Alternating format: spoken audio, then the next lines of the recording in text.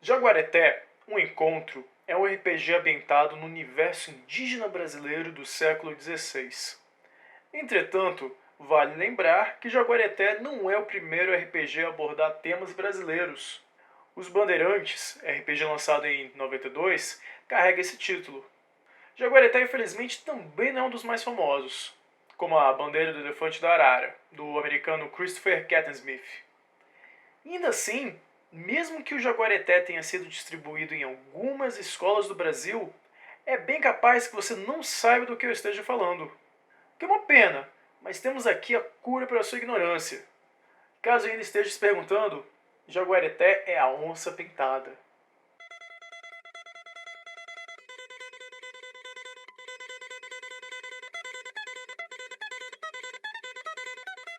Produzido pelo Museu de Arqueologia e Etnologia da Universidade Federal do Paraná, Jaguareté é um RPG ambientado no universo indígena brasileiro que trabalha as experiências vividas pelas culturas ameríndias com as fundadoras da sociedade colonial.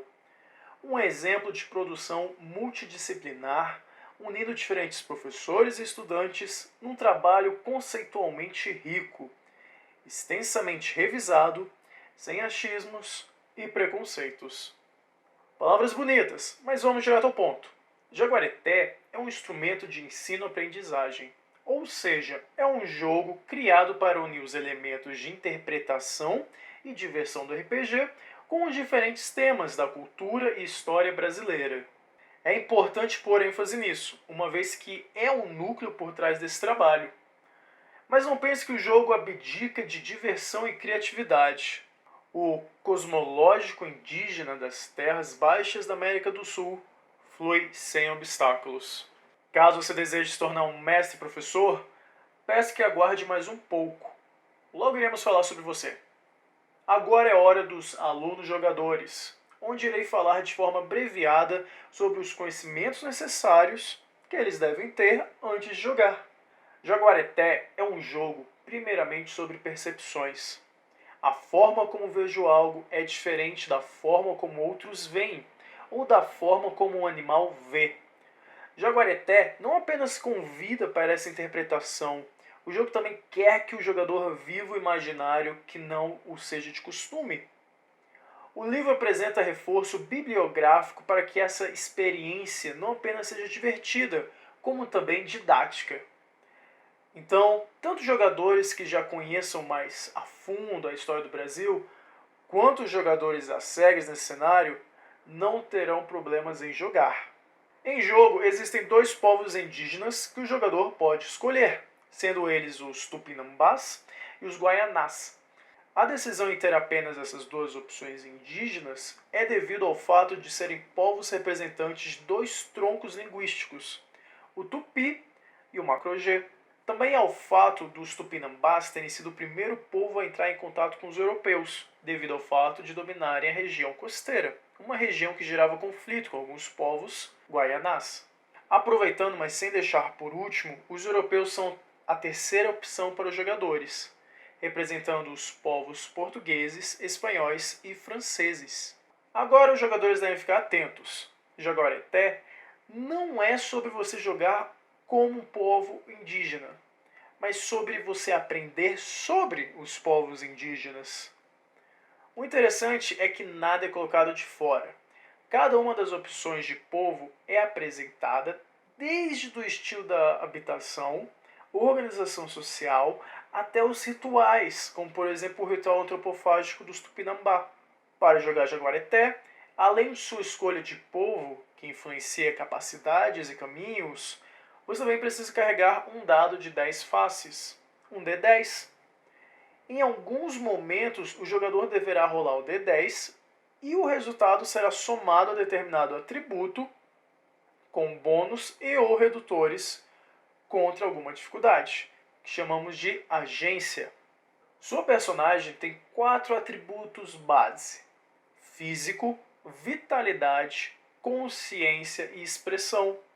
Na criação de sua personagem, cada jogador tem 10 pontos para distribuir entre os 4 atributos base, porém o valor máximo de cada atributo é 6 e o mínimo é 1.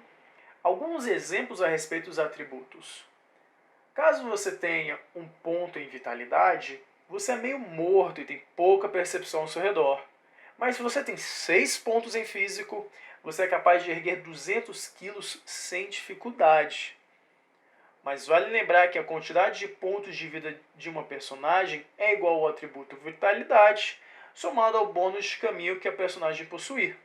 As capacidades representam tudo o que o personagem aprendeu a realizar, tudo o que ele está capacitado a fazer. E cada capacidade é ligada a um dos 4 atributos. Durante a criação de personagem, o jogador escolhe capacidades equivalentes à quantidade de pontos presentes no atributo. Ou seja, se você possui 2 pontos no atributo físico, você pode adquirir 2 capacidades físicas. Essas capacidades irão agir como bônus e ou redutores nas suas rolagens. Após isso, temos os caminhos. Mas como faz parte do conceito extenso, não irei aprofundar. Os jogadores devem buscar a tutela dos mestres nesse momento, pois é importante ter conhecimento a respeito disso na hora de criar uma personagem. Digamos que é literalmente o caminho que deve ser trilhado, garantindo novas capacidades ou perturbações, dependendo de como o jogador avance na história. Por si só, essa parte, junto às capacidades especiais, dá um episódio inteiro. Então, caso queiram, é só pedir nos comentários do vídeo. Agora uma pausa rápida para encher aqui o café. Regras do jogo são como uma receita, podendo ser um conteúdo maçante. Caso não consigam compreender o conteúdo de primeira, mestres, professores e alunos jogadores devem entender que é um processo didático e que leva tempo. Estamos falando de um livro com 200 páginas, mas um resumo sempre ajuda. Então lembre, temos 4 atributos com capacidades equivalentes ao número do atributo. Também temos 3 povos, cada um com 2 caminhos a serem escolhidos. O jogador deve ter sempre o dado de 10 faces em mão e a ficha da personagem. Demais detalhes devem ser debatidos em mesa junto ao mestre-professor, o narrador da história. Na página 129 do livro de regras tem um guia rápido para montar personagens e aconselho fortemente que deem uma revisada nela. Uma vez que se tem isso em mente, iremos agora falar sobre o processo de narração para mestres e professores. Irei fazer várias marcações de páginas importantes, assim como relembrar alguns conceitos básicos, mas é de suma importância a leitura do livro e o estudo da cultura indígena. Diferente dos jogadores, os narradores devem chamar a curiosidade do jogador para a ambientação do jogo, ao mesmo tempo que emitem respeito sobre os temas tratados ao longo da história. Procure entender a pronúncia dos diferentes termos, saiba ouvir os jogadores e tente sempre melhorar. Em Jaguareté, o mestre narrador deve ter no mínimo 2 D10, uma vez que deverá fazer teste de porcentagem para determinar diferentes estruturas do cenário, como por exemplo a temperatura ou os encontros com animais. Na hora de criar uma dificuldade a ser vencida pelo jogador, as agências, o mestre deve escolher uma dificuldade entre 0 a 20, da qual irá somar ao resultado de um D10 rolado. Ou seja, caso a dificuldade seja 10, mais um lançamento de dado com resultado 6, quer dizer que o jogador deve rolar acima do total, que é 16. E é sempre bom que o mestre-professor pense em uma mentalidade de predador contra presa, respectivamente, o que realiza a ação contra quem sofre, sendo a vantagem no empate sempre para quem sofre a ação, a presa. Veja a página 65 para mais informações e exemplos. É importante visitar a página 147 antes de narrar o primeiro jogo para ter exemplos de como são personagens prontos, ou para trazer figuras históricas para dentro do cenário. Lembre-se de não se assustar com a extensão das informações. Jaguareté pode ser complexo, mas saber o básico garante uma aventura farta e encontros interessantes e inesquecíveis. Então, se permita viver uma nova perspectiva e você terá um cenário modular em suas mãos.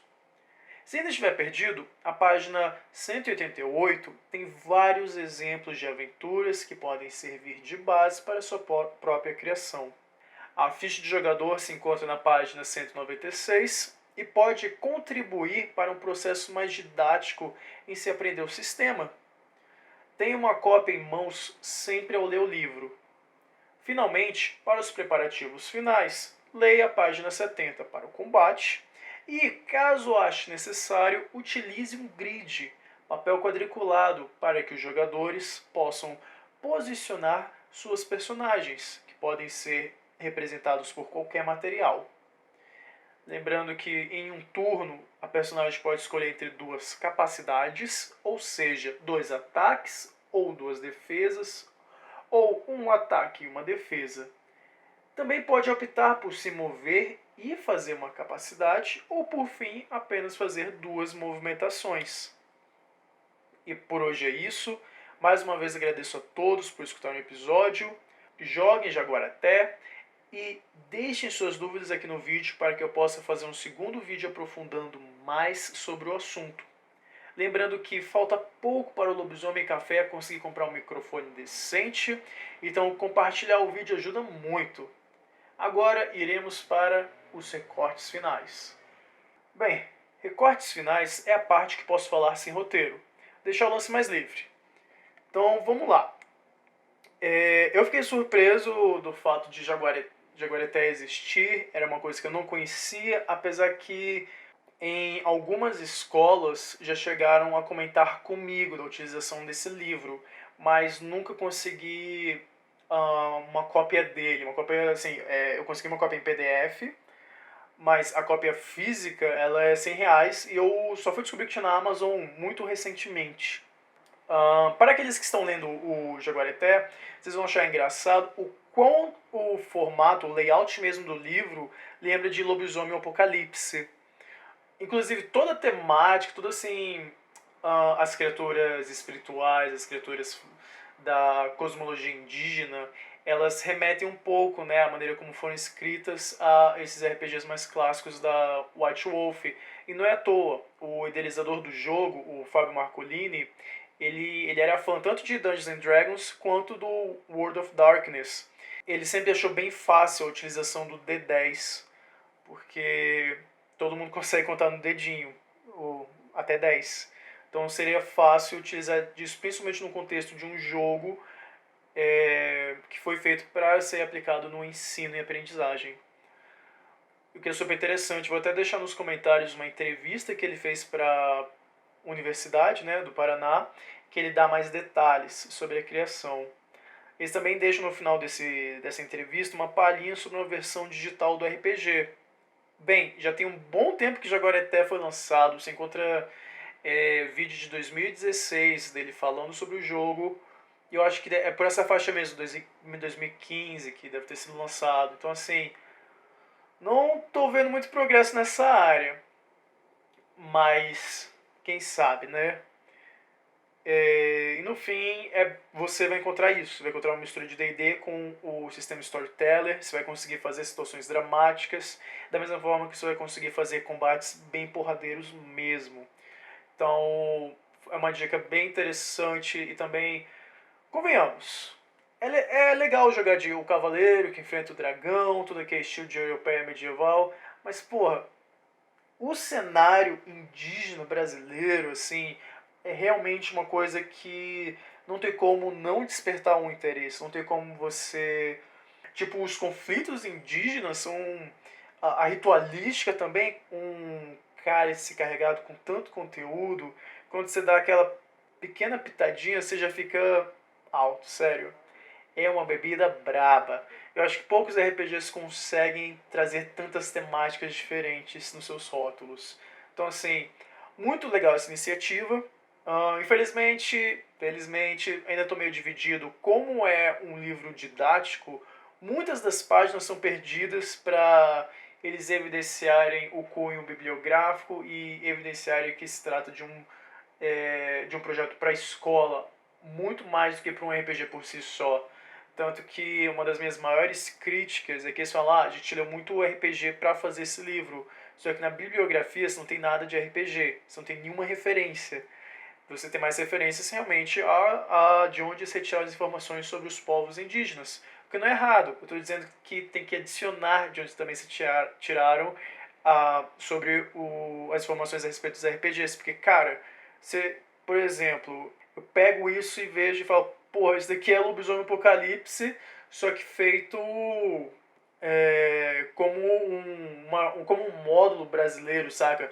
Só que feito na ambientação brasileira. Isso não é verdade. Isso não é Lobisomem Apocalipse. Isso é uma coisa por si só. É bom você dizer de onde você tira suas referências, pra então a galera realmente poder cortar ali e falar, realmente, essa fatia aqui é nossa, tem o nosso gosto, não é uma cópia. E é isso. Fico muito feliz de ter gravado esse podcast. Era uma coisa que eu já estava segurando há um tempo. Eu tô já há umas 2, 3 semanas aí trabalhando com o Wraith, tentar fazer um negócio mais tranquilo, porque falar sobre RPG é legal, mas sempre tem aquela hora, quando você vai tratar das questões de regras do sistema, que vira uma receita de bolo muito cansativa. Você vai falando A, B, C, D, e aí não tem como escutar isso. Então o Wraith está sendo um tempo aí que eu estou pensando para tratar bem a maneira como eu estou redigindo o discurso. O podcast de Hora de Aventura já era para ter saído, mas a gente decidiu dar uma revisada em cima ainda para deixar 100%. E é isso aí, estamos com um novo layout, estamos tentando agora uma nova pegada e vamos ver como as coisas vão daqui para frente. Mais uma vez, obrigado a todos e tenham uma boa noite.